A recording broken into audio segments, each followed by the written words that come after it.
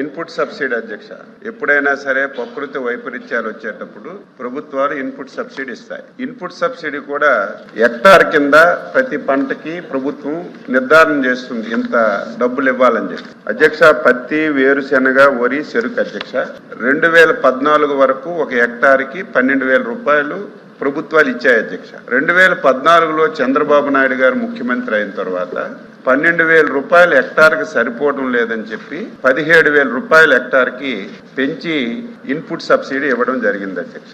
ఈ దేశంలో కానీ ప్రపంచంలో కానీ ఒకసారి ఇన్పుట్ సబ్సిడీ ఏ ప్రభుత్వాలు ఇచ్చినా సరే పెంచకంటా ఉంటారు. ఒకవేళ పెంచాలంటే ₹2 పెంచుతారు అధ్యక్ష. గత 5 సంవత్సరాలు రివర్స్ ప్రభుత్వం నడిచింది. ఎంత బాధ కలిగిందంటే ఈ రోజు మాట్లాడుతున్నారు, వాస్తవాలు వినండి, మీరు అడగండి, మళ్ళీ ప్రతి దానికి ఆన్సర్ చేయడానికి సిద్ధంగా ఉన్నాను, అడగండి. చంద్రబాబు నాయుడు గారు ఒక హెక్టార్కి పత్తి, వేరుశెనగ, వరి, చెరక్కి 17,000 రూపాయలు హెక్టార్కి ఇస్తే ఈ పెద్ద మనుషుల పరిపాలనలో 17,000 నుంచి మళ్ళీ 12,000కి తగ్గించారు అధ్యక్ష. 17,000 నుంచి పెంచాలి, కానీ 17,000 నుంచి 12,000కి తగ్గించారు. వీళ్ళు మళ్ళీ ఇక్కడికి వచ్చి రైతుల గురించి మాట్లాడుతుంటే బాధ కలుగుతుంది అధ్యక్ష. మళ్ళీ మేము అధికారంలోకి వచ్చాము అధ్యక్ష. విజయవాడలో బుడమోరే వరదలు వచ్చాయి అధ్యక్ష, మీ అందరికి తెలుసు. చాలా వరకు రైతులు నష్టపోయారు.